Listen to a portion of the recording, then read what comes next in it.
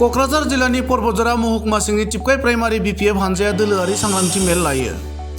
टिपकाइ primary BPF हानजानि आफादगिरि अतुल ब्रह्मनि मासि सामलायनाय आरो नेहाथारि अरुण मोसाहारिनि मददजों टिपकाइ प्राइमारिनि गुबुन गुबुन बिबाननि बिबानगिरि, मावथि सोद्रोमा आरो रायजोफोरखौ लानानै फैबाय थानाय समाव बिपिएफ दोलोनि जानानै खौसे हाबा मावलांनाय थांखियै दिनैनि सांग्रांथि मेलखौ लानाय जायो होनना मिथिहोदों।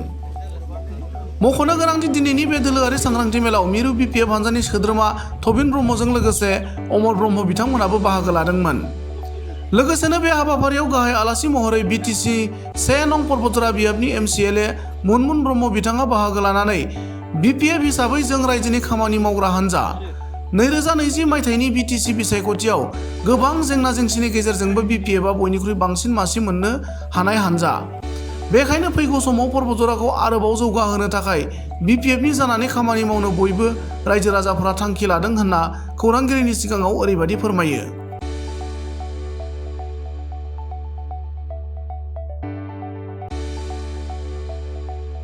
टिपकाइ प्राइमारि हिसाबै दिनै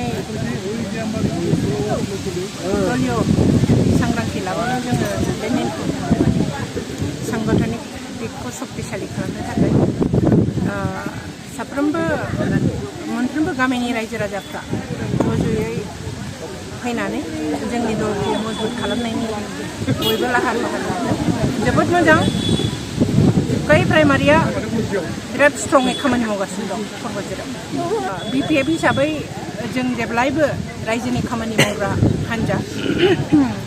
जोंखौ बयनिख्रुइबो बांसिन रायजोनि सिबिजानानै रायजोनि अननाय मोननानै रायजोनि बिश्वासजों जोंनि बिपिएफ दोला विभिन्न घाट प्रतिघाट 2020नि जे बिटिसि एमसिएलएनि इलेक्शनमोन, बिटिसिनि इलेक्शन, बे इलेक्शनाव जोंनि सायाव षड्यन्त्र खालामनानैबाबो जोङो घाट प्रतिघाट नेवसिनानै रायजो राजानि बिश्वासजों जोङो बयनिख्रुइ संख्य गरिष्ठता जों मोननाय मोनसे दोल, बिटिसिखौ सोरजिनाय जों बिपिएफ दोल। गतिके बे बिपिएफ दोलोआ जोङो जेब्लायबो रायजो राजाजों दङ, जेब्लायबो रायजो राजानि जौगानायनि थाखाय जों मावगोन। एमसिएलए फान्डानो होन जिकुनु प्रकाराव जोंहा गोबां माबा दङ। जों 15 बोसोराव परबतजराखौ जों माबायदि उन्नति खालामबोदों बेखौ बयबो रायजो राजाफ्रा मिन्थिगौ, बयबो रायजो राजाफ्रा नुदों। लामानिफ्राय आरम्भ खालामनानै दालां, स्कुल इत्यादि हस्पिटाल जों लुफुंजोबदों आरो फैगौ दिनाव बेनिख्रुइ साबसिन आरो जाफुंसार होनो थाखाय परबतजरानि रायजो राजाया बिपिएफनि जरियतेनो मावफुंनो थाखाय सांग्रां आरो हेफाजाब होनायनि थाखाय दिनै थिरांथा लादों।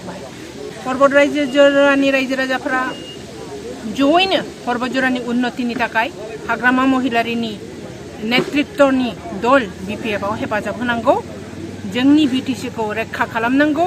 बिटिसिआव जे जोंखौ दुर्बल खालामनायनि जे दानि सरकारा जे प्रसेस्टा खालामगासिनो दं बेखौ नस्सात खालामनांगौ।